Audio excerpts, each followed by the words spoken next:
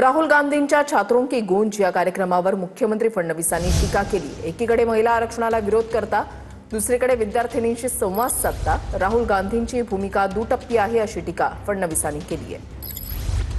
आपल्या संविधानाच्या प्रक्रियेमध्ये सर्वात मोठी व्यवस्था संसद आहे। त्या संसदेमध्ये 33% महिला खासदार पोचल्या पाहिजे हा प्रयत्न मोदीजी करतायत आणि त्याला राहुल गांधी विरोध करतायत। पुण्यात येऊन महिलांबद्दल बोलायचं आणि खरी महिलांना जी अधिकारिता मिळणार आहे, जो अधिकार मिळणार आहे, त्या विमेन्स रिझर्वेशन बिलाला विरोध करायचा, तो हाणून पाडायचं, ही राहुल गांधींची दुटप्पी भूमिका आहे। नागपुरात फडणवीसांनी जेन्झींसोबत संवाद साधलाय। 10,000हून अधिक तरुणांची कार्यक्रमाला उपस्थिती होती। मुख्यमंत्री फडणवीसांनी या कार्यक्रमात तरुणांशी संवाद साधताना जुने किस्से सुद्धा सांगितले।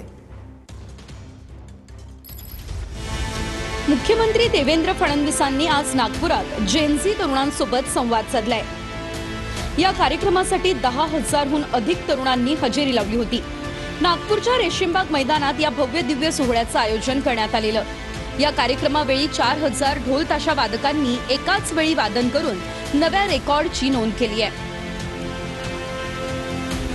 कार्यक्रमाला तिलक वर्मा, दिव्या देशमुख आणि दिलीप गावित या खेळाडूंनी देखील हजेरी लावली होती। मुख्यमंत्री फडणवीसांनी या कार्यक्रमात तरुणांसोबत संवाद साधताना जुने किस्सेही सांगितले। हमारे संविधान ने लोकतंत्र दिया है और इस लोकतंत्र की खूबी यह है कि जो देवेंद्र फडणवीस कभी ये भी नहीं सोच सकता था कि वो कॉर्पोरेटर बनेगा, वो मुख्यमंत्री के पद तक पहुंचा। गुजरात के रेलवे स्टेशन पर चाय बेचने वाला बच्चा देश का प्रधानमंत्री बन गया।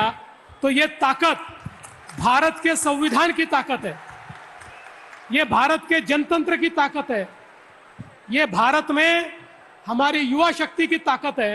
मेरी तो जो शुरुआत हुई, मैं 18 साल का था और जिस समय विद्यार्थी परिषद ने तय किया कि हमारे श्रीनगर के लाल चौक पर भारत का तिरंगा फहरता नहीं था और विद्यार्थी परिषद के हम 10,000 लोगों ने तय किया कि हम लोग जाएंगे और लाल चौक पर भारत का तिरंगा फहराएंगे। मैं 20 साल का था जिस समय राम जन्मभूमि आंदोलन में मैं प्रयागराज गया, वहां से अयोध्या की तरफ गया और उस समय एक प्रकार से पहली बार गोली चलती कैसी है मैंने देखी। हमारे ऊपर गोली चली, डंडे बरसे और बाद में हमको अरेस्ट किया। तो 20 साल की उम्र में सेंट्रल जेल बदायूं में 18 दिन था मैं। मुंबई महापालिकेत भाजपच्या नगरसेवकांमध्ये अंतर्गत गटबाजी निर्माण झाली आहे का असा प्रश्न उपस्थित केला जातोय, कारण पालिकेतील पक्षांतर्गत गटबाजीची दखल भाजपच्या वरिष्ठ नेतृत्वाने घेतल्याची माहिती सूत्रांनी दिली आहे।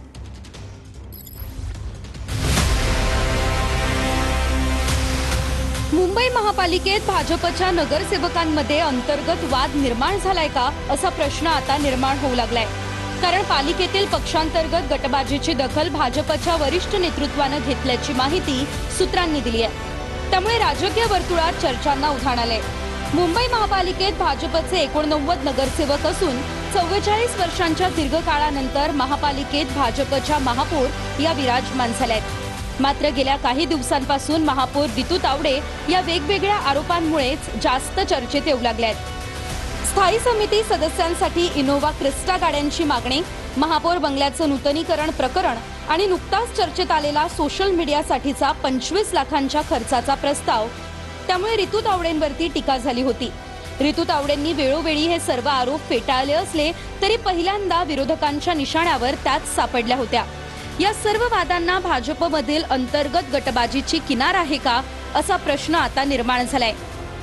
त्यामुळे आता भाजपच्या वरिष्ठ नेत्यांनी पालिकेतील अंतर्गत घडामोडींची दखल घेतली आहे। सूत्रांच्या माहितीनुसार पालिकेतील पक्षांतर्गत गटबाजीची भाजपच्या वरिष्ठ नेतृत्वाने माहिती घेतली। महापौर रितू तावडे आणि भाजपबाबत सातत्याने होणाऱ्या वादांचीही पक्षाकडून नोंद घेण्यात आली आहे। महापौरांवरती सातत्याने होणारे आरोप आणि गटबाजीमुळे पक्षाच्या प्रतिमेवर परिणाम होत असल्याची नेतृत्वाची भावना आहे। व्यक्तिगत हेवेदावे दूर ठेवून मुंबईकरांच्या कामांकडे लक्ष देण्याच्या सूचना आहेत। पक्षाची प्रतिमा मलिन होणार नाही याची काळजी घेण्याचा सल्ला देण्यात आलाय. पक्षाच्या नगरसेवकांनी एकसंघ राहून मुंबई महापालिकेत काम करावं असाही सल्ला दिलाय. काही दिवसांपूर्वी महापौर रितू तावडेंनीही झारीतले शुक्राचार्य कोण असा प्रश्न विचारत टीकेला उत्तर दिलं होतं. माझ्या पाठीवरती कोण अशा पद्धतीचं काम करतंय याचं मला खरोखर आता शोध घ्यावाच लागेल. पण असे म्हणूनच मी तो शब्द वापरला की या पद्धतीने झारीचे शुक्राचार्य जे आपल्याला दिसत नाहीये, जे आपले वाटतात पण ते आपले राहून अशा पद्धतीने त्रास देण्याचा प्रयत्न करत असतात, तर ह्यांना आता शोधण्याची आता फार गरज आहे आणि ते शोधायला मी सुरुवात केलेली आहे. त्यामुळे भाजपमधील या अंतर्गत गटबाजीची चर्चा रंगली होती. मुंबई भाजप अध्यक्ष अमित साटम यांनी उद्या संध्याकाळी पालिकेतील नगरसेवक आणि प्रमुख नेत्यांची बैठक बोलावली आहे. महापौर रितू तावडे, स्थायी समिती अध्यक्ष प्रभाकर शिंदे, शिक्षण सभापती राजश्री शिरवडकर, सभागृह नेते गणेश खनकर यांच्यासह सर्व नगरसेवक बैठकीला हजर राहणार आहेत. बैठकीत पक्षांतर्गत राजकारण, नगरसेवकांची नाराजी आणि निधी वाटपातील मुद्द्यांवरती चर्चेची शक्यता आहे. आता भाजपच्या पक्षांतर्गत वादांना खतपाणी घालणारे नेते कोण आणि त्यांच्यावर काय कारवाई होणार याकडे राजकीय वर्तुळाचं लक्ष लागलंय. पहिला वार करायचा असेल तर माझ्यावर करा असं म्हणत सुप्रिया सुळेंनी भाजपच्या महेश लांडगेंना थेट आव्हान दिलंय. सांगलीतल्या मोर्चामध्ये आमदार महेश लांडगेंनी प्रक्षोभक भाषा वापरली होती. प्रक्षोभक भाषा वापरणाऱ्या आमदारांना अटक करा अशी मागणी सुप्रिया सुळेंनी केली आहे.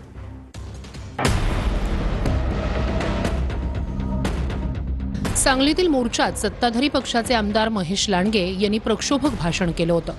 या भाषणावरून आक्रमक झालेल्या सुप्रिया सुळे यांनी लांडगेंना मोठं आव्हान दिले. तुम्हाला पहिला वार करायचा असेल तर माझ्यावर करा असं सुप्रिया सुळे लांडगे यांना म्हणाल्या. तर अशी प्रक्षोभक भाषा वापरणाऱ्या आमदारांना अटक करा अशी मागणी सुप्रिया सुळे यांनी मुख्यमंत्री फडणवीसांकडे केली आहे. सांगलीतील कुपवाडमध्ये कचरा टाकण्याच्या क्षुल्लक वादातून मनीषा केसरेकर आणि मोहन केसरेकर या दाम्पत्यावर फरीद शेखनं प्राणघातक हल्ला केला होता. या हल्ल्यात केसरेकर दाम्पत्याचा मृत्यू झाला असून पोलिसांनी फरीद शेखला अटक केली आहे. केसरेकर दाम्पत्याच्या हत्येच्या निषेधार्थ कुपवाडमध्ये सकल हिंदू समाजाच्या वतीनं भव्य मोर्चा काढण्यात आला होता. या मोर्चात भाषण करताना भाजप आमदार महेश लांडगे यांनी प्रक्षोभक भाषण केलं. आमदार लांडगे यांनी वापरलेल्या या भाषेवर सुप्रिया सुळे यांनी आक्षेप घेतला. तसंच त्यांना आव्हानही दिलं.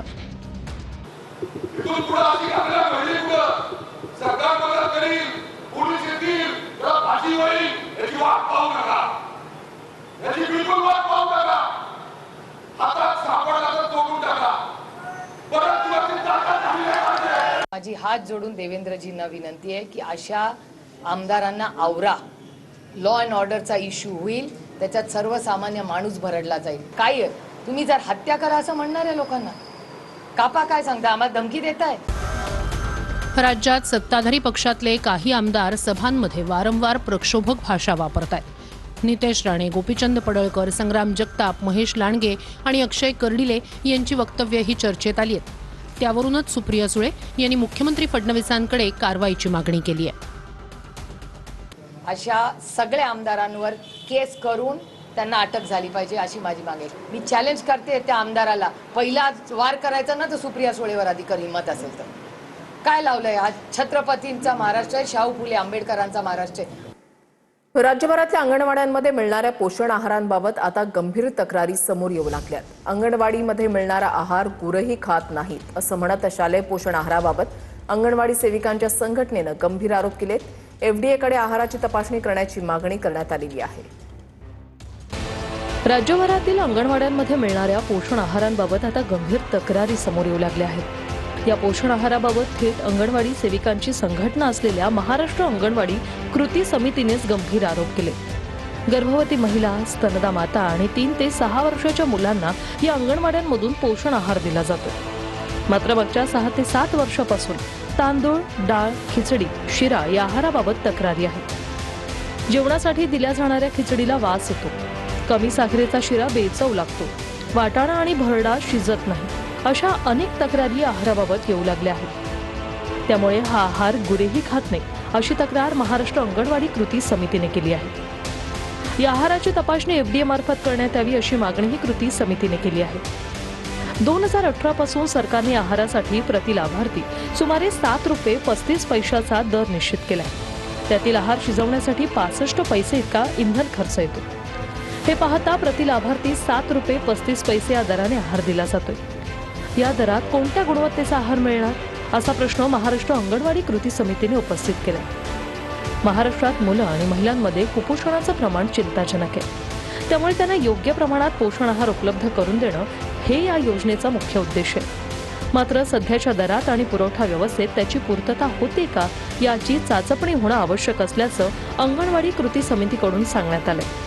2 दिवसांपूर्वीच अंगणवाडीत लहान मुलांना मिळणारा पोषण आहार अत्यंत निकृष्ट दर्जाचा असल्याची तक्रार करणाऱ्या अंगणवाडी सेविका देवयानी पारधींवर निलंबनाची कारवाई करण्यात आली होती.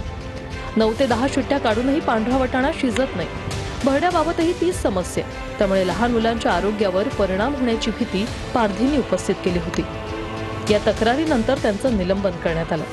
मात्र माध्यमांनी हा मुद्दा उचलून धरल्यानंतर प्रशासनाला त्यांचं निलंबन मागे घ्यावं लागलं. पण आता अंगणवाडी कृती समितीने केलेल्या तक्रारीनंतर पोषण आहाराचा मुद्दा किती गंभीर आहे हे पुन्हा एकदा समोर आलंय. भुलेश्वरचा राजाच्या आगमन मिरवणुकीमध्ये मोठी दुर्घटना झाली असून 22 फुटांची गणेश मूर्ती कोसळल्यानं मोठा अपघात झाला. दुर्घटनेमध्ये 2 तरुणांचा मृत्यू झाला असून 5 जण जखमी झाले.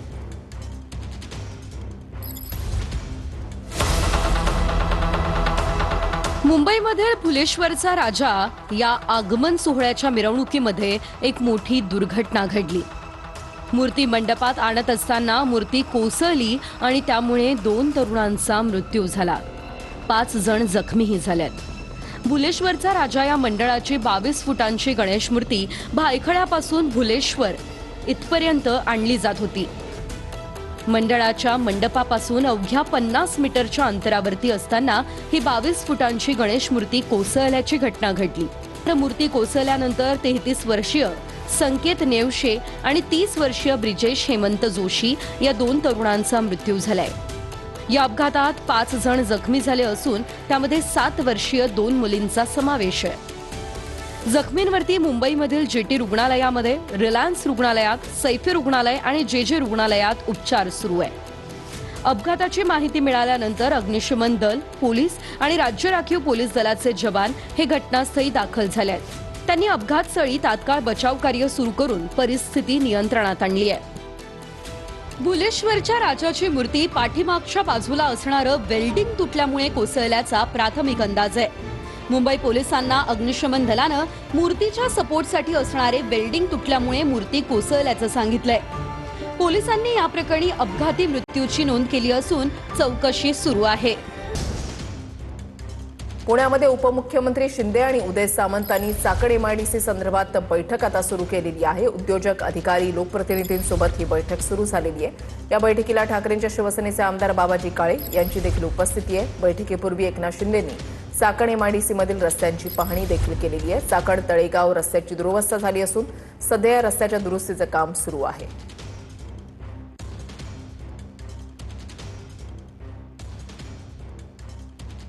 ही 2 दृश्य आपण या ठिकाणी पाहता. एकनाथ शिंदे यांच्याकडून चाकण एमआयडीसी मध्ये रस्त्यांची पाहणी करण्यात आल्यानंतर आता या महत्त्वपूर्ण बैठकीला सुरुवात झालेली आहे.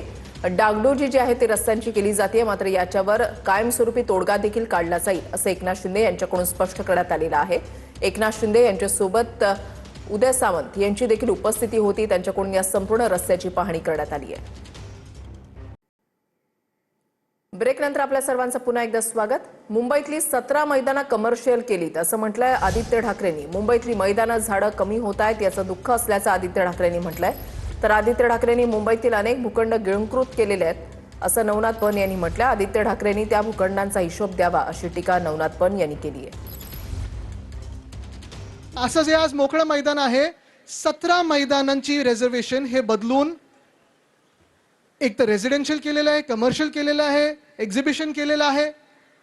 ज्या मिनिटाला तुम्ही रिझर्वेशन बदलता, ज्या मिनिटाला तुम्ही त्या डीपी प्लॅन मध्ये चेंज करता, मुळात तुम्हाला एकदा डीपी प्लॅन झाल्यानंतर इम्प्रूव्हमेंट कमिटीकडे जायला लागतं, कारण ते रिझर्वेशन बदलायचं असतं. आणि ते बदलत असताना आपल्याला खरोखर दुःख वाटलं पाहिजे की मुंबईत जी कुठची मैदानं होती ती कमी होत चाललेली आहेत, झाडं कमी होत चाललेली आहेत आणि तिथे सगळीकडे बिल्डिंग ह्या पुढे येत आहेत. विकास हा झाला पाहिजे, विकास हा झालाच पाहिजे. ज्यांना बिल्डिंग्स पाहिजेत, ज्यांना घरं पाहिजे तिथे घरं मिळाली पाहिजेत, थिएटर असतील, शॉपिंग मॉल असतील, जे जे आहे तिथे झालं पाहिजे. आदित्य ठाकरे, तुम्ही एक तरी मैदान जागा शिल्लक ठेवली का? तुम्ही मैदानावर अतिक्रमण करतायत, तुम्ही मुंबईचे अनेक भूखंड वेगवेगळ्या लोकांच्या घशामध्ये घालण्याचं पाप केलंय. त्यामुळे तुम्हाला फुटबॉलच्या मैदानावर बोलण्याचा अधिकार नाही. जनतेनं तुम्हाला रेड कार्ड दाखवून घरी बसवलंय. तुमचा फुटबॉल केलाय आणि तुमचा फुटबॉल झालाय हे लक्षात घ्या. भारतीय जनता पार्टी मैदान सुरक्षित ठेवणार आहे. तुमच्यासारखं नौटंकीबाज ही भारतीय जनता पार्टी